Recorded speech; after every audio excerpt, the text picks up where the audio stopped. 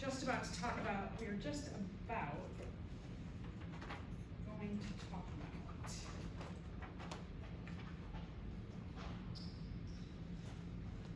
self cells versus non-self cells. So if you remember in the last lecture, we went over those surface markers, which are identifiers to say what kind of cell I am. I'm a Homo sapien, I am Michelle Zarowski, I'm a red blood cell, I'm a type A red blood cell, I'm Rh negative, etc. So there's all kinds of information on there. These, like I said, identify you as an individual as well as a species. What we call them MHCs when they identify us as individuals, major histocompatibility complexes. And in this case, we each have some that are individual or unique to each of us. So although we are all Homo sapiens, we still have identifiers or MHCs, those surface markers that say who you are as an individual. So this is the big reason why organ transplants or donation of blood even it's picky, because we have to make sure that the surface markers match up really, really close so that we can essentially fool our body into accepting something from someone else's body and do it in a way that our immune system doesn't think of that organ or the blood or the tissue as being something that the immune system should attack, that it should flag an attack. So there's a lot of research that goes into organ transplantation. Some of the things that are easier are that we have especially a good grasp on are blood donation. Blood donation, there are 4 different kinds of blood types, and then you get into also Rh factor, which is that positive and negative of your blood type. And so they can test you very quickly of what kind of blood you have and then match it to someone who can accept it in a way that it is not targeted for destruction. Kidneys are not as easy, but they are one of the easier organs, but it still takes quite a bit of research to line up who's getting a kidney from whom. I can't just, if one of you needed a kidney, I can't just be like, I've got 2, here, take mine. It doesn't work that way. So you have to make sure that in some cases it could be someone from your family, your biological family, and in some cases that doesn't even work. It's not even that close. So they have to be very careful about this. So let's talk about the first job was to identify the foreign invader. The second job is to attack when we're looking at our immune system.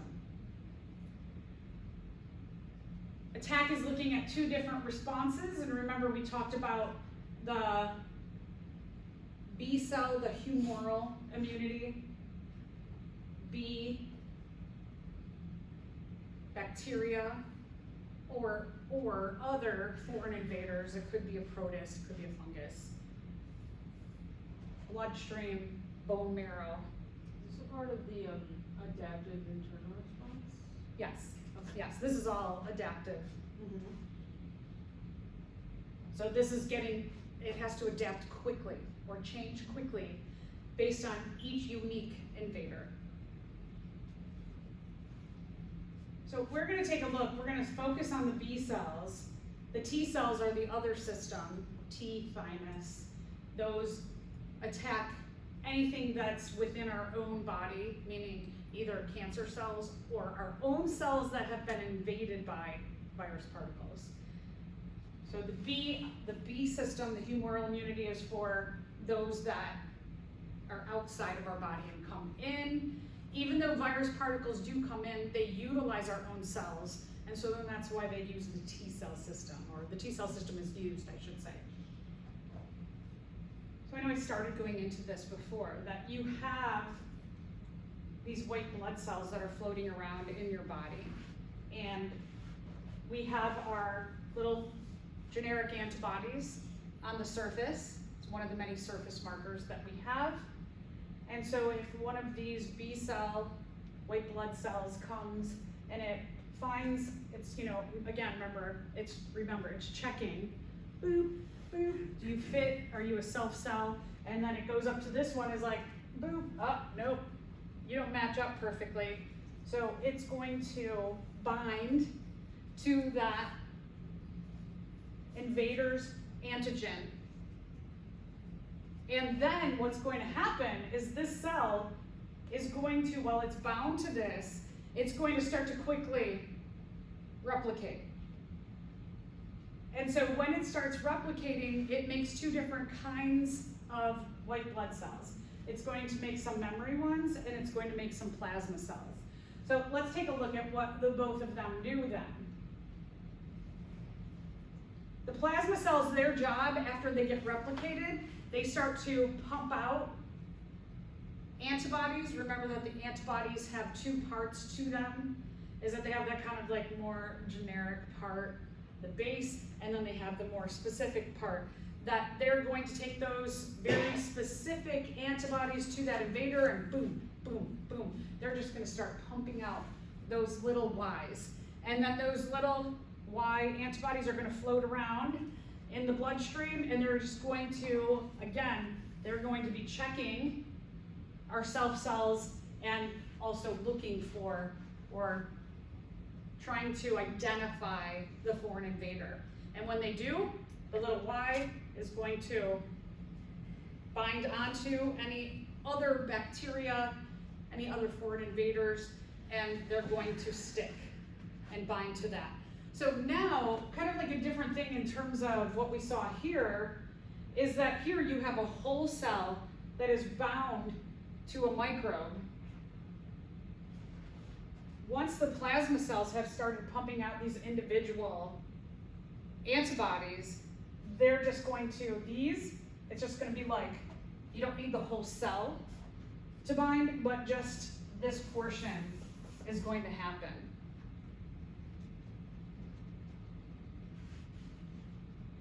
Once those are bound by either, again, a B cell or by an antibody, when they are bound, then other white blood cells, macrophages, macro means big, phage means eater. These are our white blood cells that are going to come and like Pac-Man. And they're going to gobble up any cells that are tagged. So here's the system, is that if you have a foreign invader, and that foreign invader is going to be represented by this little red ball here, that the, again, antigen, the surface marker of the foreign invader, they're going to go, oh, wait, you don't fit, I'm gonna bind onto you. We're going to replicate really quickly with our very specific antibodies to this specific invader, and that invader's antigen. This B cell is going to quickly start replicating, and then the replicants are going to replicate. And we have this series of replication, quick formation of a team that is going to produce plasma cells as well as more B cells. In this case, we're going to call them memory cells because they are going to contain the specific antibody on their surface. They're going to stay in your bloodstream, and they're going to, in case that invader comes back at a future date, they'll be able to quickly bind with a very specific antibody. And then this whole process, remember the whole process of creating the antibody takes maybe a little bit of time. They already have it created. So when they start to replicate, they've already got the very specific surface marker that can bind with the antigen of the invader. The plasma cells, their job is to just pump out individual antibodies. So pretty amazing, right? It's like a very refined system that we have in our body. So the job number 2, again, attack. Our cell-mediated immunity. This is our T cells. T cells differentiate in the thymus. T cells deal with our own cells that are infected, either cancerous or viral.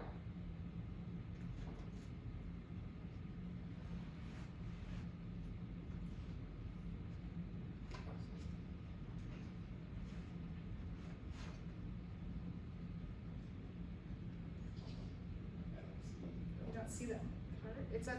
It's underneath at the bottom of that page that you have your left hand on. Oh, okay. Yeah.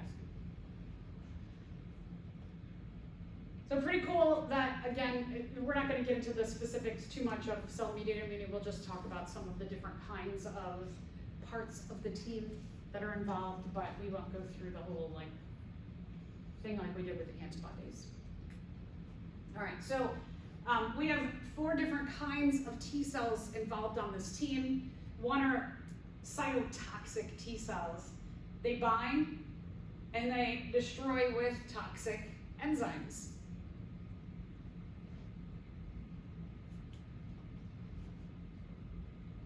The helper T cells.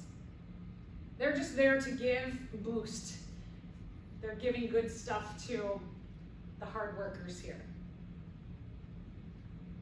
When we talk about at the end HIV, AIDS, what is compromised are the helper T cells. So even though you have the cytotoxic T cells, and this is kind of an important part of the attack of an HIV virus, is that what they're attacking is that they are compromising the helper T cells. So you might think well, maybe it's not a big deal if you don't have this one that gives those hormones and that boosting, that help to the cytotoxic T cells. Why don't we just make more cytotoxic T cells? Well, remember, when we're talking about, our body and our immune system and the invader, without the helper T cells, the HIV virus can get far ahead of our immune system quickly. And so then we'll talk about just having medications to help us out with an attack of our helper T cells with HIV, AIDS. So here you can see, this is a pretty cool, here's a cancer cell, a ball of them. And the cytotoxic T cells binding, and look at it, it's invading that ball of cells. Suppressor T cells, they're kind of like the project manager. What they're doing is they're just kind of watching. They're monitoring that system of how's our immune system doing in regard to the virus or the cancerous cells. And so they're kind of going, okay, so if the immune system is catching up, and then you get that little fever, right, and that gives a little boost, and then it's starting to overcome the virus or the cancerous cells, they're watching to see where we're at in this system. And they're watching to see, they don't want the cytotoxic T cells and the helper T cells to keep doing things, or the helper T cells to producing stuff that we don't need anymore. Because the body has so many other things going on that we don't want to be inefficient. So they're just watching the efficiency of the system, and once we've got a good grasp in terms of the immune system over whatever we're attacking, viral infected cells or cancerous cells, then the suppressor T cells are like, okay, everybody, good job. We did it. We can slow down. They're also monitoring in case, as the immune system is starting to slow down and have good control over whatever the invader or the cancer cell is, then they can also, what could happen sometimes is that the suppressor T cells okay, we're good, and then this starts to come and starts to grow back again. And so they're also sitting and monitoring that as well. The memory, just like we talked about the B cells, that there are memories, those surface markers, they're there in case that invader comes back again.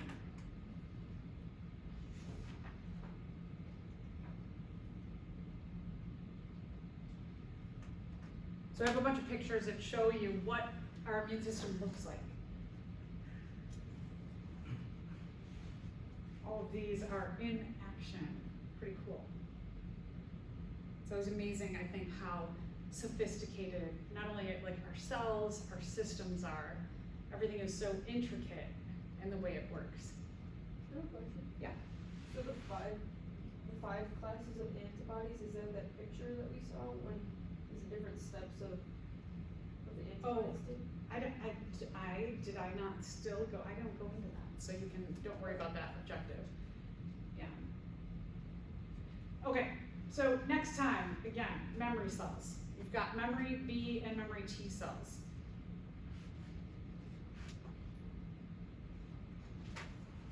They're always hanging out. What they're doing, remember, they're going boop, boop, boop. They're checking the surface markers. Their job is to check in with every cell they pass. See if they fit. See if they match up then, if they don't fit the individual and or the species, do they fit with one of these memory cells? And if they do, they're gonna climb onto them, and then that whole system's gonna start again. However, here's the thing, is that because we already have the very specific antibodies made, that, let's say, and I'm sure this has happened to all of you, wake up one morning and you're kind of like, oh, I don't know, I just feel kind of off, right? Feel a little like hazy, maybe you got a little scratchy throat, have a couple coughs, and you're like, oh no, I'm getting sick, and then you go throughout your day, and it doesn't get any worse, but you feel that kind of like haze, right? You just feel like off, and then you keep thinking all day, I know I'm getting sick, and tomorrow's gonna be bad, and then you wake up the next day, you feel totally fine. What has happened is this, is that in the past, you went through a full-blown, let's say we're talking about a flu. You go through the whole process.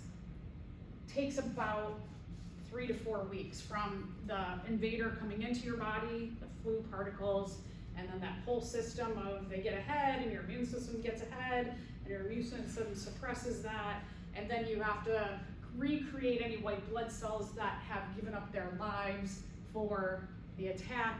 So that's that recuperation period, and it's very exhausting for at least 2 weeks, super exhausting. And you have that kind of ramping up and then that kind of ramping down. And then let's say in the future, it's flu season. You got the flu, and then a few weeks later, somebody else has the flu, you come in contact with them, virus particles back in your body, and within 1 day, your immune system can do this thing where this would normally take a good 2 weeks. You can do this in 1 day now because you have those memories. When the immune system needs help, we have a lot of different things that happen. The great thing about being a human and medical technology and advancements is that we have a lot of ways that our immune system can get the help it needs when this is happening and and your immune system's like, I can't get there to overcome whatever is making my immune system overact. So a couple things, we have antibiotics and we have vaccines. And we'll talk about medications as well in a bit, other medications, I should say. Okay, so antibiotics. Antibiotics it depends on a lot of factors in the invader. Antibiotics can work in a couple ways. One is they can interfere with the internal machinery of whatever bacterial infection. In some cases, it could be a protist, it could be a fungus. So antibiotics are not always specific to just bacterial infections.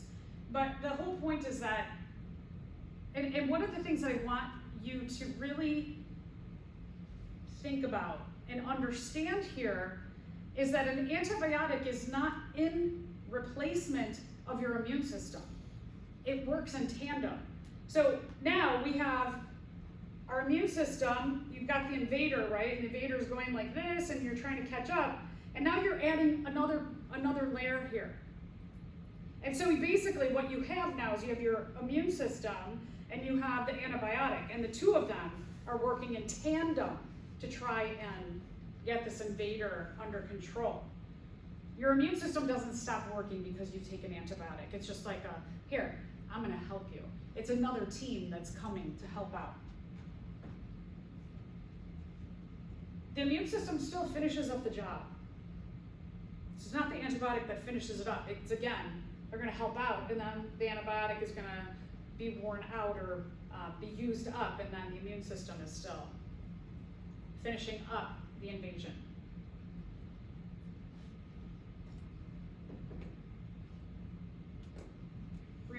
We've talked about this a lot before. Evolution is a really important part of just being a living thing. Is that even though an antibiotic is made, like penicillin, for example, or if we're talking about like MRSA, methicillin-resistant Staphylococcus aureus, that methicillin, it becomes useless in many cases because of the evolution of that particular group, the Staphylococcus. Because microbes can replicate it depends on the species, their replication rate, but quickly, maybe even 20 minutes, every 20 minutes, each one can replicate. That's why if you have strep throat, you can wake up in the morning and you feel that scratch, and by the end of the day, because though maybe one bacteria that you breathed in or got in contact with, it's in your throat, it can go from 1 to 2 to 4 to 8 to 16, and they can make this huge team in hours. In doing that, remember that every time they replicate, one of the things that happens when you copy DNA and pass it on to offspring is that because DNA, the amount of DNA that codes for the organization of and the functioning of an organism, that those genes, even if, let's say there's only, I'm just pulling this out of thin air, let's say there's only 1,000 genes that a microbe has, in copying those 1,000 genes within 20 minutes, there is a high possibility of having a mutation made. And again, the mutation could be favorable, and we have seen in the past and in what's going on right now is that some of those mutations have coded for resistance to antibiotics. Antibiotics can be very effective if they work, but with mutations for resistance, there needs to be more research, or continual research done on antibiotics. Vaccines. We've definitely heard a lot about vaccines in our recent times. Vaccines, what they do is they stimulate your immune system to have like a mini adaptive immune response without getting overblown. What's in a vaccine? Vaccine could be a part of a virus and just have some pieces of their surface marker, or it could be the whole virus particle. It could be one that's inactivated, so they can work in the lab to make sure that that virus can't stimulate our cells to start to replicate the virus particles. So there's a lot of different kind of like mechanisms of what's in a vaccine in terms of getting that stimulus of your immune system. A lot of research goes into this.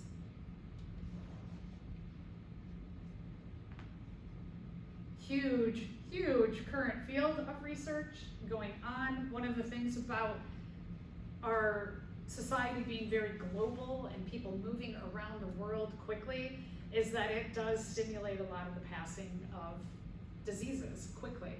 And so this is a big area of research that is going on.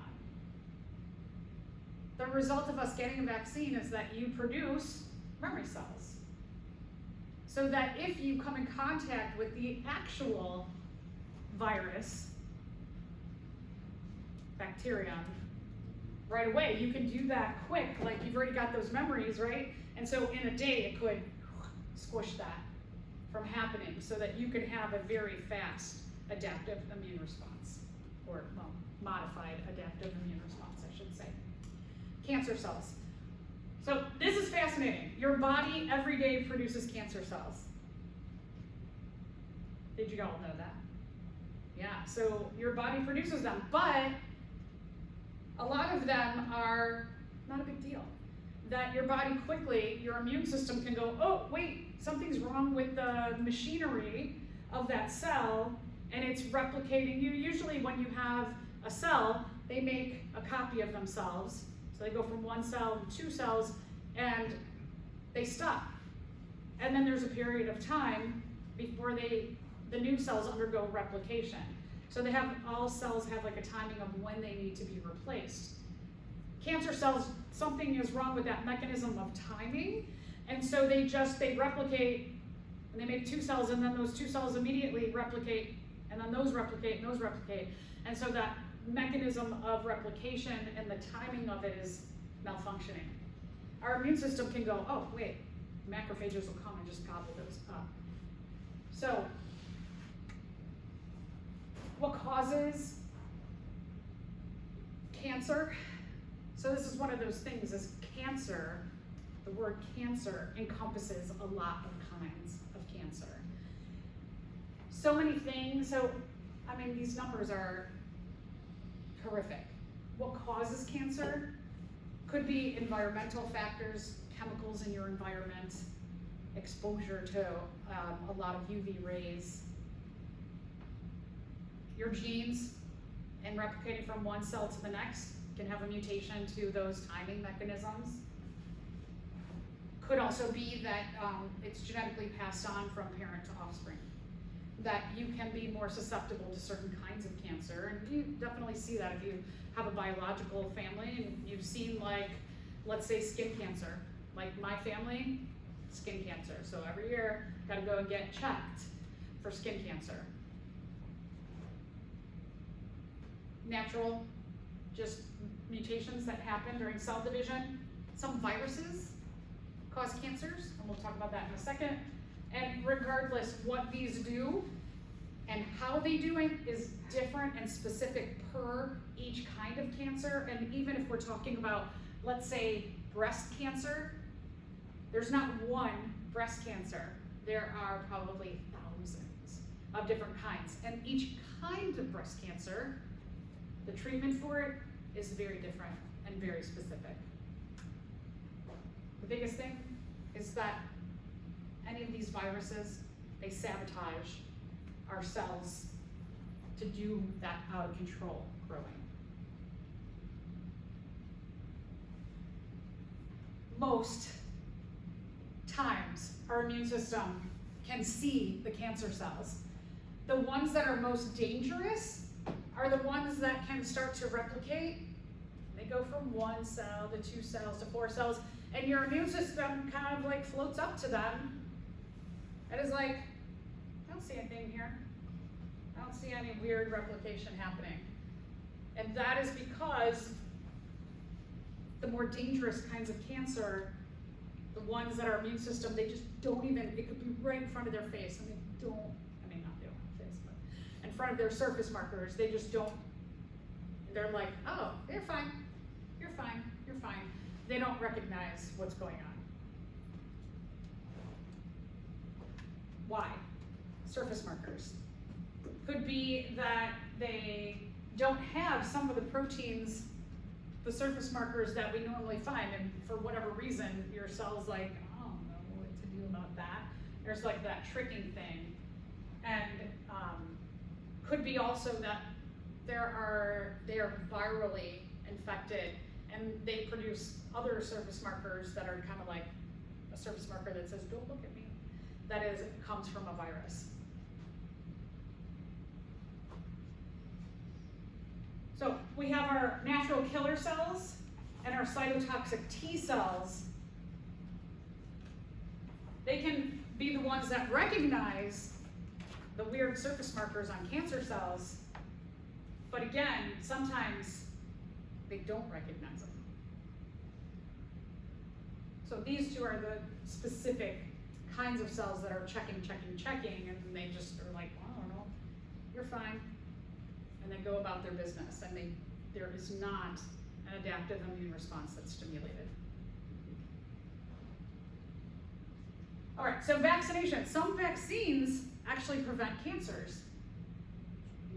Cervical cancer. Is that HPV? Yes, HPV, yes. It's caused by HPV.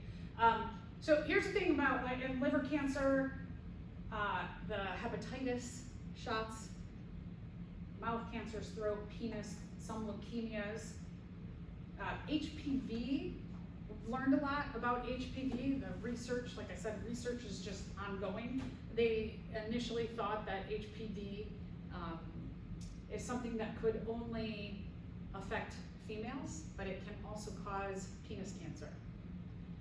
It's not super common, but it happens, so that's why probably 10 years ago-ish, males started getting Gardasil. So are the viruses kind of like overriding the cells, and then the cells aren't really doing their jobs, and then that's how the cancer starts? Yeah. The thing about vaccines like Gardasil, for example, you have to really do your research on what the vaccine covers. So HPV, the human papillomavirus, it's part of a group of viruses that cause warts. So there's approximately 100 different kinds of viruses that cause warts. Of those 100, 60 of them, I'm saying approximate numbers, 60 of them cause, like, if you get a wart on your finger, wart on your hand. Nothing that's like dangerous. 40 of them are passed through sexual intercourse. Of those 40, approximately 10 can cause cancer, can cause cervical cancer. So you could get HPV without having the risk of getting cervical cancer. Of the ones that cause cervical cancer, the 10, they took the 4 most common. Oh, I know, I shouldn't say that.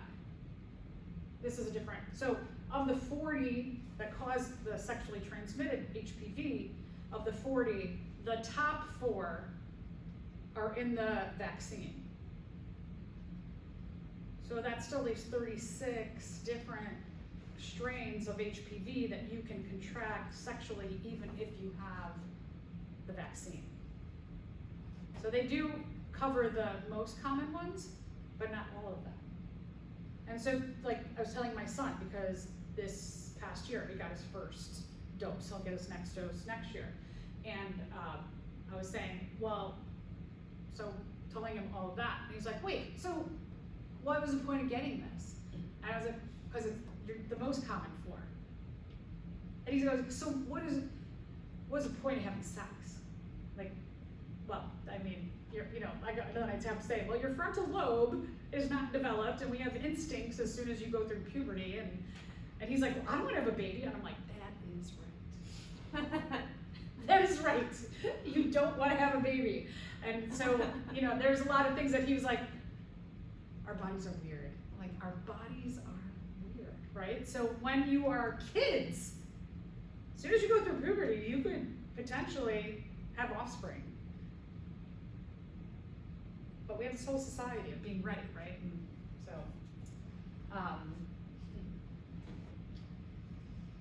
So are there like ways you can like mix and match vaccines, or is the only one that's like out really is for the top 4? yeah, that's it right now. Okay. So they're monitoring that though. So they monitor like which ones are becoming more prominent, and they might change it up So in the future. So far the top. Okay. Yeah, it might cover the top 6. It might cover the top, So that's one of the things about once they produce a vaccine, it's not done. The research doesn't stop, and usually they might like a pharmaceutical company. I can't remember who makes Gardasil, but whoever makes Gardasil, they might make it, and things in like someone's in a virus department who's kind of like monitoring, or vaccine department monitoring what's happening in the world. And if things start to get kind of like out of control, then they go back to doing research. So they might like certain vaccines, they might have like a department about the vaccines, and certain people might shift back and forth from different areas depending on like what's happening in the world, what mutations have come up, and what's changed. Jay, did you have a question? No. Okay, answered. All right, so in the United States, the vaccines, like I said, hepatitis. This hepatitis B can cause liver cancer. How do you get that one?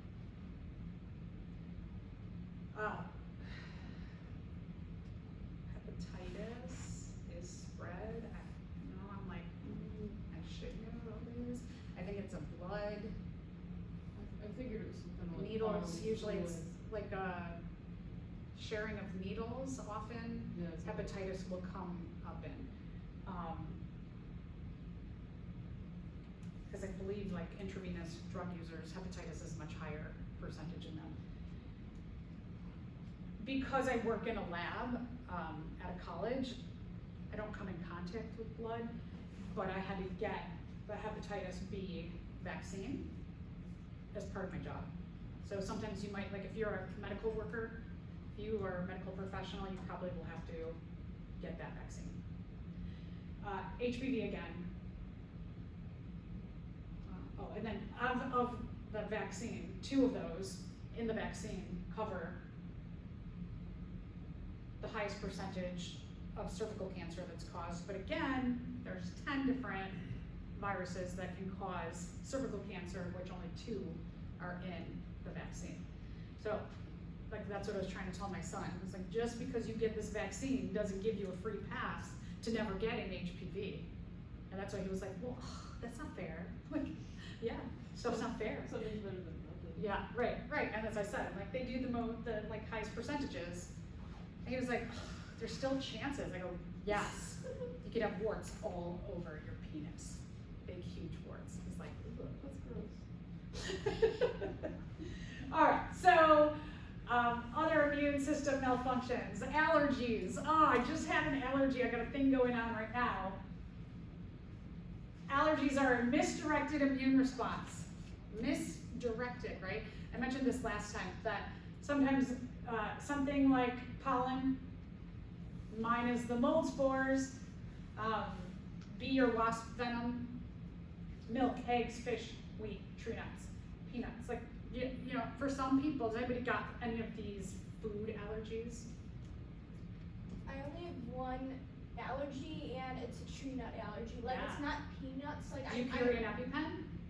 I used to when I was a kid, but like, the only way it can affect me is if I ingest something. It's not like if it's like in the air, if I Okay, touch yeah. it or something. Like, it has to be like I eat something, Yeah. and I'm always careful of that. Yeah. And like, yeah, so like I don't anymore. I've never had to use it. But So whoever thought like a tree nut could kill someone? I have a friend who's allergic to mangoes. Like, what? Yeah. Like, what? Mangoes are a relative of poison ivy. Mm. So my sister-in-law is allergic too. She swells up huge if she has mango. Could cause labored breathing, cause the trachea to swell and shut. That's what happens with like a lot of these food allergies, or the bee. It wasn't food, but like a common substance. I knew a girl that was like physically allergic to grass. Like if it touched her skin, she could like break out. Ugh, So yeah, it was pretty bad. grass. You're like grass could like. Yeah. I'm glad I don't have any of those kind of allergies. Like, I'm glad I don't have I'm glad I only have one food allergy. I don't have like any like weird seasonal allergies or like allergies to like animals or anything, because like Oh, yeah. Animals. that's what I want my job to be. So I'm Right. glad I don't have allergies to anything in the outdoors, because I'm outside all the time. Yeah, we keep a supply. We have 2 cats and a dog, so we keep a supply of allergy medicine for other people who are allergic to animals, so that when someone comes over, it's like whenever Monty has a friend who comes over, I have to say, I have to ask the parent, do they have a cat or dog allergy? And they say, oh, I have to go out and get Benadryl. I'm like, no, I have it. And they're like, oh, great, because I don't want somebody to go to the hospital based on coming over. 1 second. Oh, Your turn. So when I was younger, I was like allergic to milk, but then I got over it. So Yeah. how does that kind of work? Sometimes your allergies just like, they go away. A lot of times, especially with the food allergies, they can be very severe when you're younger and they can become less when you're older. However, it can go the opposite way, that a lot of people can, especially milk is one, that a lot of people as they get older, if they've never had a milk allergy, they can like get that stomach stuff. Let's think about milk, cow milk. What is mother's milk? Who is mother's milk for? Babies. Are you a baby cow? Why are we drinking cow milk? When you frame it like that, it's disgusting, right? You're drinking what the baby uses for nourishment Of another species. of another species. Not even your own mommy. Yeah, weird. So yesterday I went to go take out the compost, and we have a little, it's like a little spinner thing, and so I always spin it first to make room for the new dump in there. My husband didn't put the lid on, so when I spun it, all of this like, and it's mold, most of it's, you know, like compost, it goes through a molding process and bacterial breakdown, and I was like, whew, whole face full of mold. Within like 20 minutes, scratchy throat, started feeling kind of yucky. I was like, dude. So yeah, I know I have the seasonal mold thing, but because it's cold, I think it's like, I don't feel badly today. I thought, oh man, all weekend I'm gonna feel crappy, but I think because the weather's changing, they're getting colder, I'm okay. All those like just little things you have to think about. So is allergy to like medication or something, is that the same kind of deal? Yeah, it's a, because most medications are not, they're not meant to harm you. Like, if you have an allergy to penicillin, the point of penicillin is to help to combat a microbe. But you're not a microbe, so it should not negatively affect you. So you're having an overreactive response to something that you shouldn't. And that's kind of the thing about allergies, is that our body reacts. It has like this overreaction to something that it should not have a reaction to at all. Sometimes I get allergic reactions to a lot of like hand soaps or body washes. There's some kind of chemical in a body part that I can't pinpoint what it is. But the worst one was I was allergic to a type of toothpaste. It was terrible. My whole mouth turned white. Ew. My whole mouth turned white, everything died, and then like you know when you have like a sunburn and the first layer of skin peels off? It was just like that. Terrible.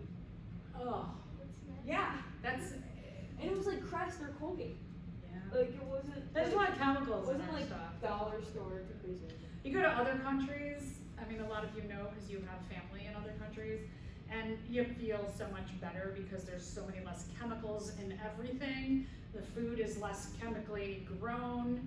Everything is a lot more natural processes, but in the United States, I don't know why. I mean, I do know why, politics and money, and I don't know, that's for another class to talk about. But we have a lot of chemicals in our world. So yeah, what we call anything that causes that overactive immune response is something that you shouldn't call it an allergen. And it makes that whole system, remember the mast cells when you get injured, makes the mast cells, the antibodies attach to the mast cells, and then the mast cells start producing those endogenous pyrogens so that, oh, no, that's fever, sorry. The mast cells start producing chemicals that make the area have more water to that area. So like, for me, my throat's, you can kind of hear it, my throat's a little scratchy today. And like I can feel my lungs, like it's a little bit harder to breathe because the mast cells are producing more water in my respiratory system. Why? Because Are the mast cells producing histamines? yeah, thank you. I'm Okay. using it. Yeah, they're producing histamines. Yeah. I don't feel badly, so I'm not going to take any antihistamine. I'm just going to let it ride out. Right. You're so good. I was just making sure. Yeah, good. Yeah, could be also not, in addition to water, could be increase in mucus. So here's the thing that think about histamine. If it increases mucus secretions, if you have a food allergy, you've got a couple things that are happening. Is that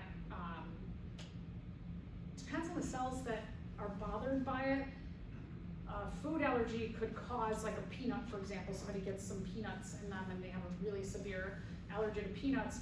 It can cause their respiratory system to undergo this process and have more water and mucus, and they can actually, and swelling, that the histamine causes capillaries to leak more water to speed up that osmosis and causes things to inflame. That a peanut could cause the respiratory system, the trachea, to swell and shut so that, you know, it's supposed to be open, and that the tissues just get real fat and swell up, and then you can't get air in and out of your lungs.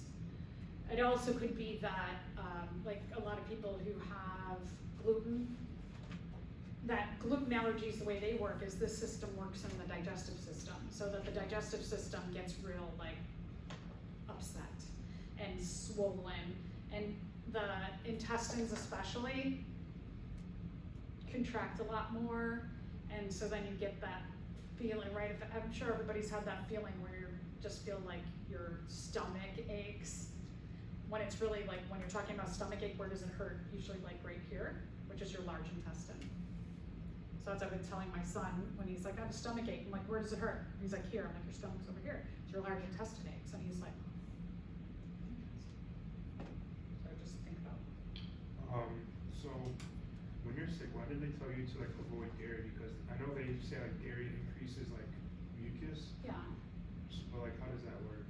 Well, it always increases mucus. So for everybody, right? If you drink, it also depends on your genetics. So like, for example,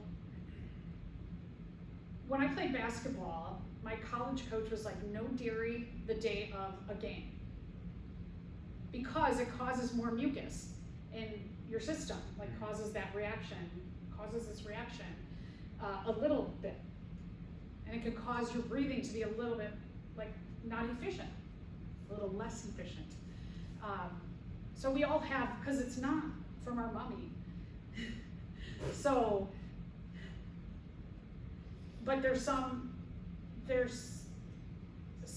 groups that definitely have more of a reaction to it, are lactose intolerant. And then some, again, as you get older, that might happen. But I know, like my husband, whenever we have a meal, and it might be you or somebody you know, that if you have a meal and they have, like, let's say they end with a coffee and they put milk creamer in there, and then they're like,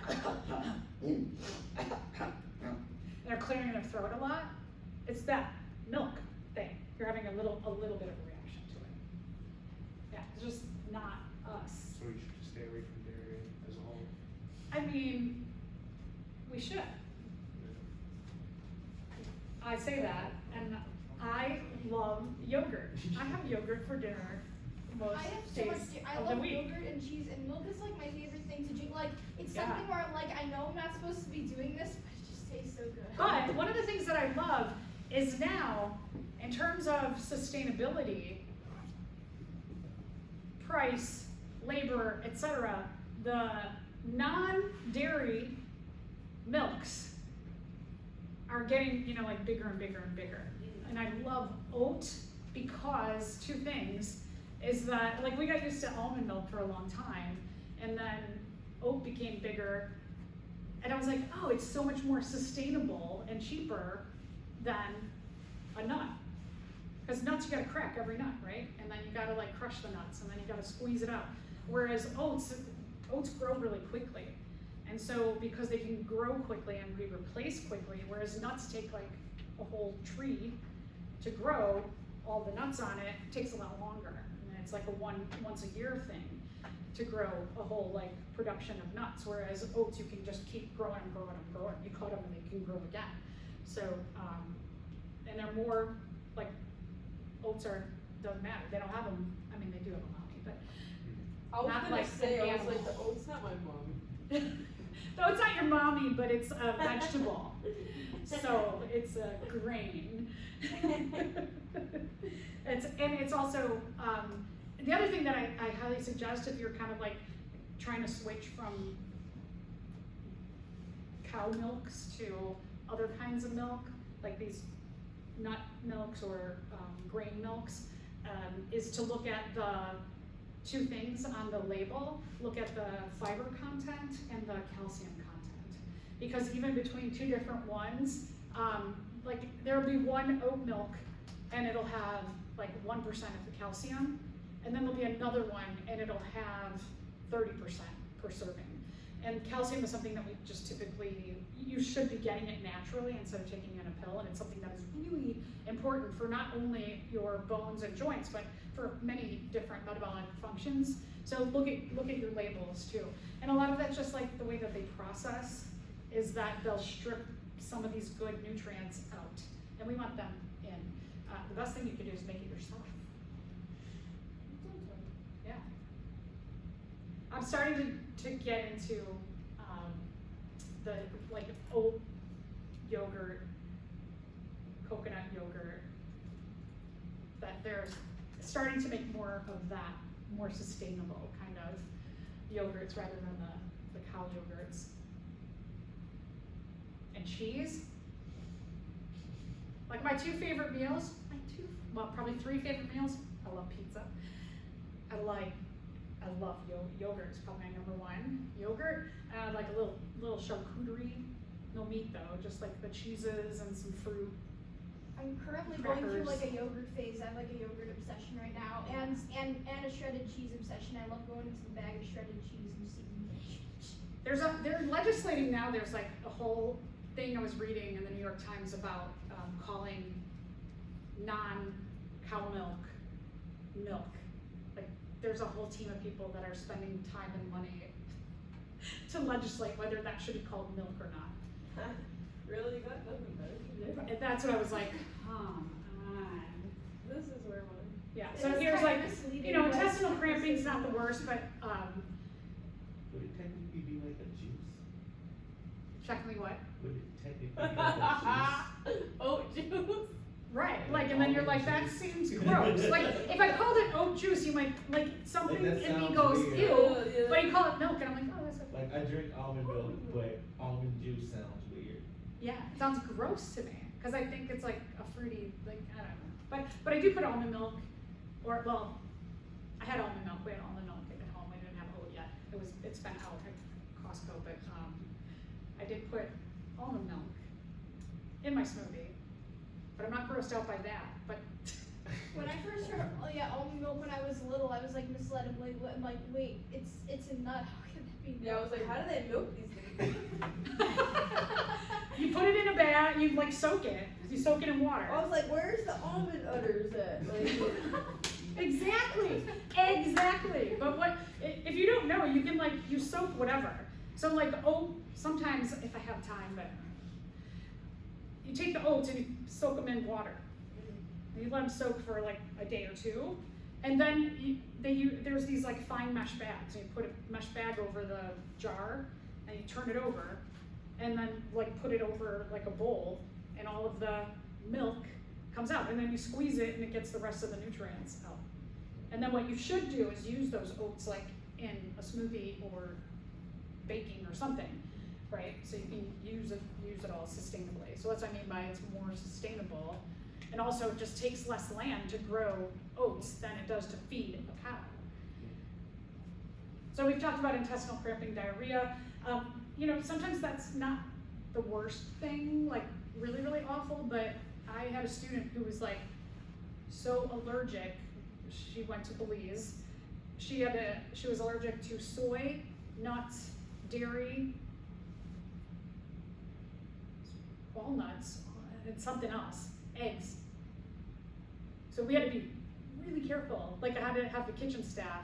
And even because she was allergic to soy, a lot of oils that are not olive oil, you have to look at the ingredients because soy is in them. So it'll say like corn oil, canola oil, and it might have soy in it. And I didn't know that, I didn't realize that too. It's just like, yeah, I have to read every little label. So I had to bring like a can of olive oil for the cooks to cook with. And I was like, this is what you cook with. Do not cook, because we did look on their can of oil and it had soy in it. And for her, it would cause her to be like incapacitated completely, even just a little bit. Not just like, oh, I have a little diarrhea and my stomach kind of hurts. Those damn C-section babies. Yes. I was one of those. I was difficult. I didn't want to come out. I was born 11 days late, by the way. I never, with me, I do everything slow. Nothing with me ever happens fast. There you go. So just like pollen allergy, right? Pollen goes into your nose. The pollen causes a B cell to start to undergo that binding and replicating to make the system of B cells for memory, and then start to make the antibodies. Remember that this all, going through all of this to produce all these antibodies to then tag all of this, it is like your body is going to war, right? You're battling this other thing, and that is why you feel awful, because you spend so much energy in war. That's what our immune system does. It's pretty amazing and sophisticated again. There's a lot of autoimmune disorders. We see those rising too. I'm not exactly sure why, but a lot of it is they hypothetically think due to the chemicals, like our food is not food, your toothpaste is not fully just, there's like tooth powder. You could get tooth powder that is, or you could just essentially, you could brush your teeth with baking soda.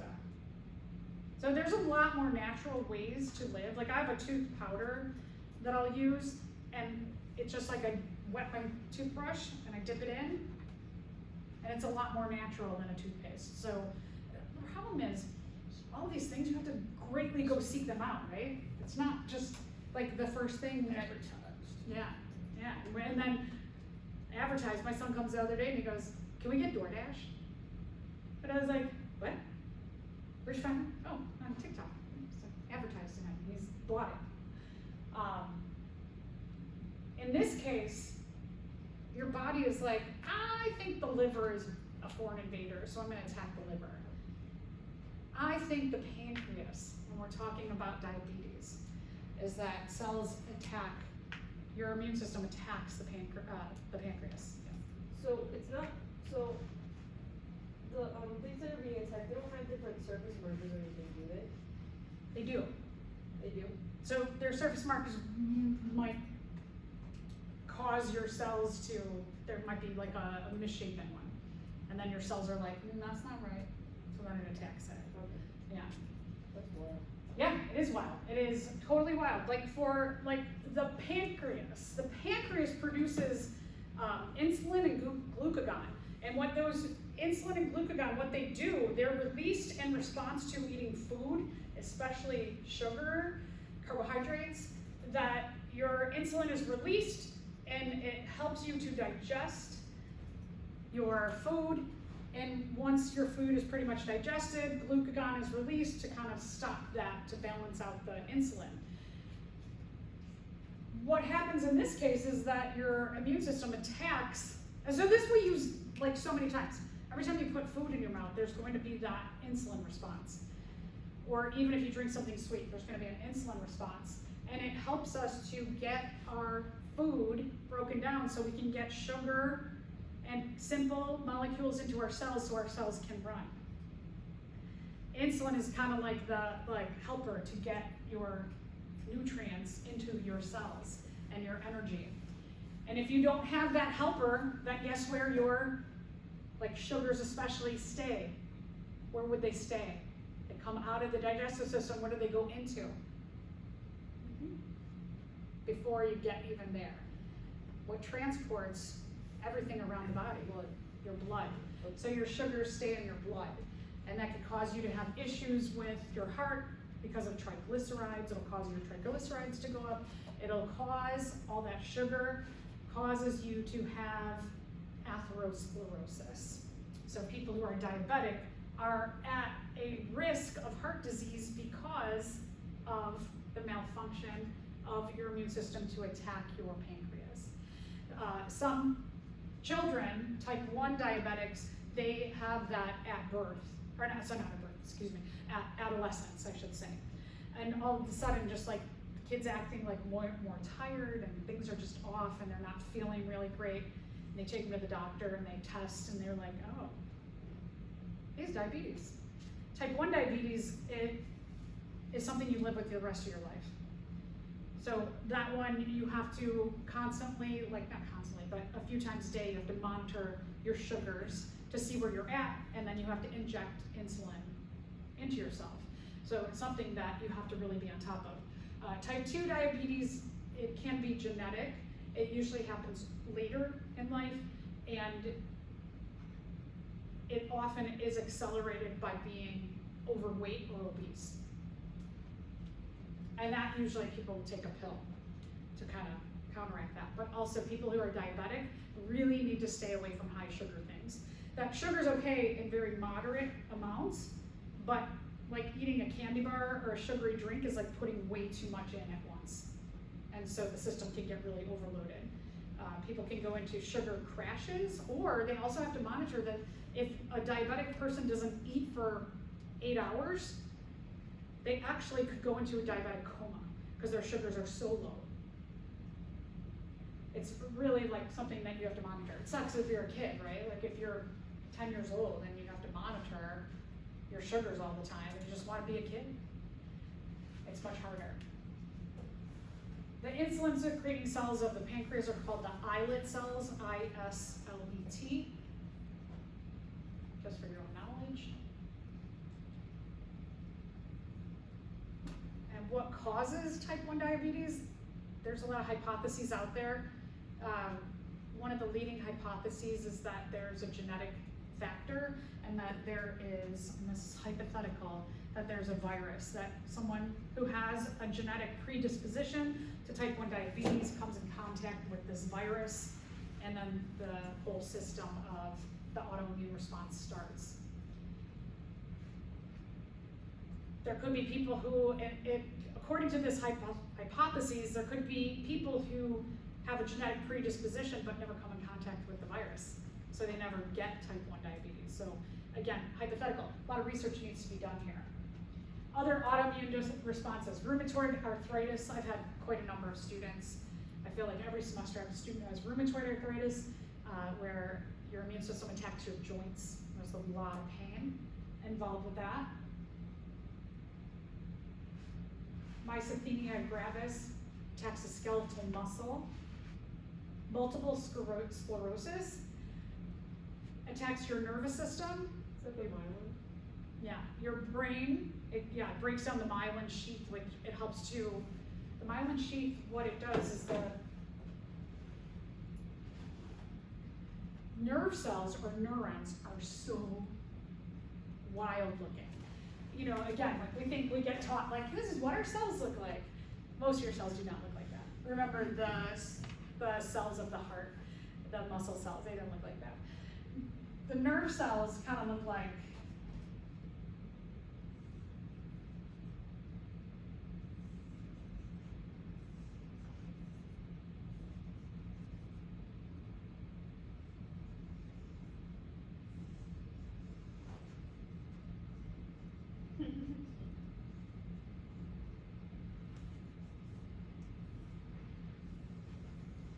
like that.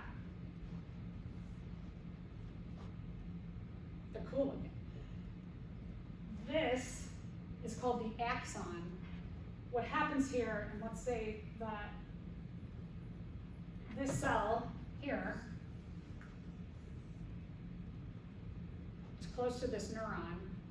They have a relationship that this cell secretes something into here, this area, what we call the interstitial area, or the extracellular area, and then that signal gets brought into the body of the neuron. And then there's a lot of like chemistry that happens in terms of signal sending of neurons that we'll get to that next unit, but essentially sometimes signals are like, oh, that's not a big deal. I'm not gonna react. It's not gonna send down a signal to the next, let's say, cell. But if the signal is, and we'll talk about all or none and strong, it meets the minimum to move the signal on, that, let's say the signal gets passed on, then it's gonna cause that to do something else. So one of the things that allows this to move is that you have these insulation areas on the axon, on this long skinny part, and these insulation areas, the myelin sheath, with some of these diseases, nervous system stuff, is the myelin starts to break down. So over time, this will get less and less and less to the point where it might be gone.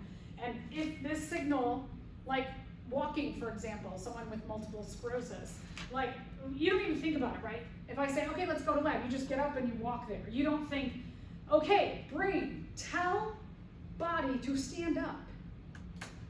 Brain, tell feet, move, one at a time, forward, right? You're not processing all of that because it just naturally, this cell tells this one to do this, because I say, okay, let's go to lab, and your brain can just pass all of this to make you walk and go without you programming every little step of the way. Somebody with multiple sclerosis, what happens is that myelin breaks down over time, and so this signal, instead of getting passed on, as the signal leaks as it goes. And then this cell never gets the signal. So, like I could say, hey, let's go to lab, and they can be sitting there and be like, why am I not going? Why? And so it's kind of like that. I mean, that's like a bigger way of thinking about it. But it's just little things, like even grabbing. If I wanted to grab this, someone with multiple sclerosis might be like struggling to grab it because the messages are just not being sent appropriately. They're leaking from the nervous system. Lupus is a huge mystery.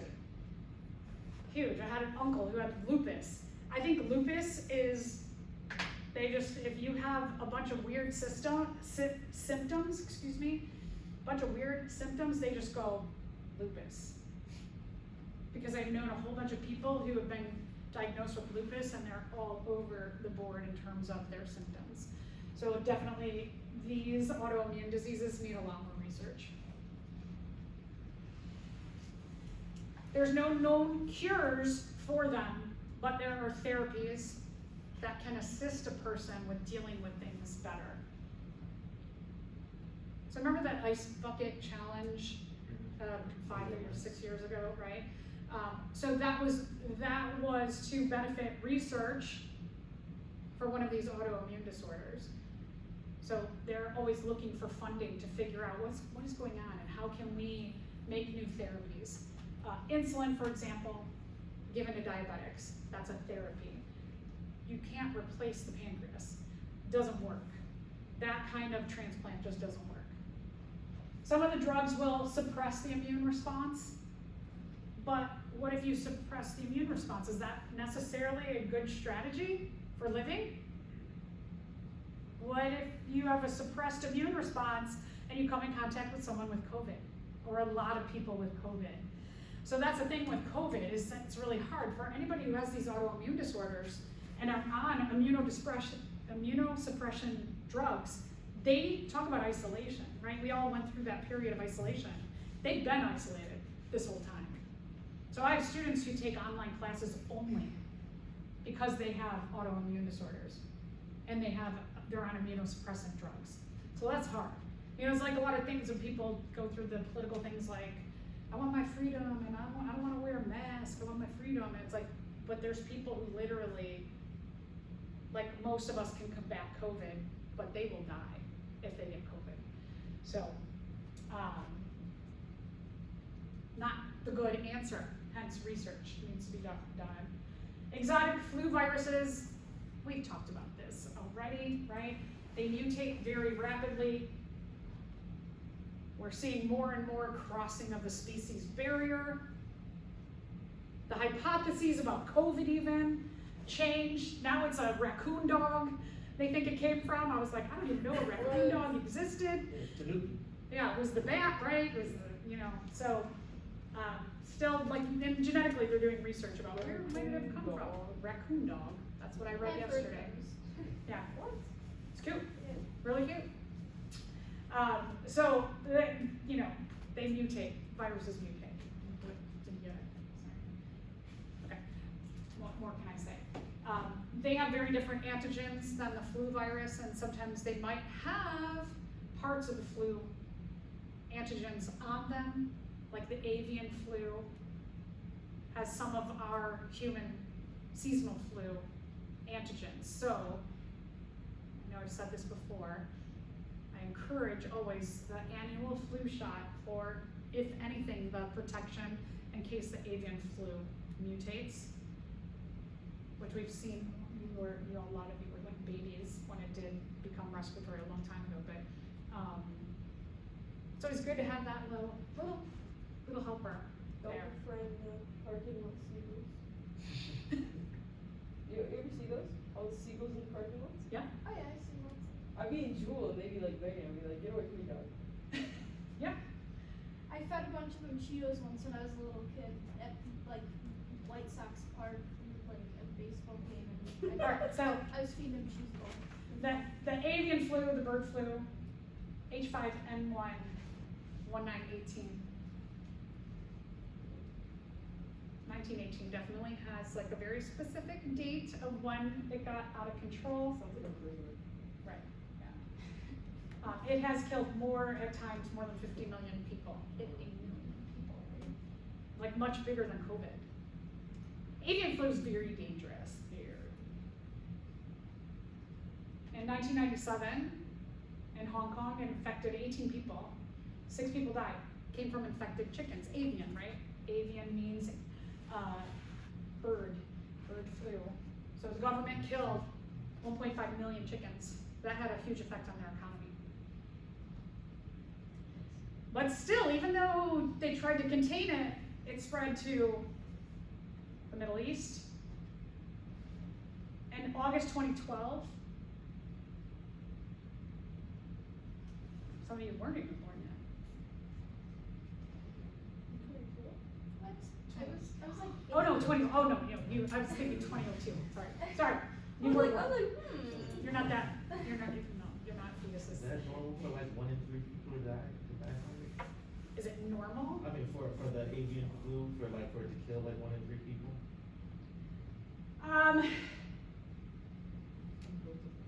Well, yeah, I mean, yeah, I guess. Yeah, there you go. Yeah, with contraction, I was like, yes, you did the math, good. I know, one of the professors, he works at Loyola now, brilliant mathematician. He was in his early 20s when this was spreading in 2012, and he was in the hospital for a month. So sometimes these zoonotic diseases, they can affect people of your age group more than my age group. So that's why it's like, get that annual flu shot. It's been spreading a little bit more, but the avian flu is basically spread from like, it has to be like, you have to be in a chicken's face, essentially, to get it right now. You've been hearing it pop up around the globe a little bit right now. This became respiratory back then. And everybody just thought it was the regular seasonal flu. And then once it started to kind of like tap down, they were like, ooh, that was the avian flu that was spreading. Yeah.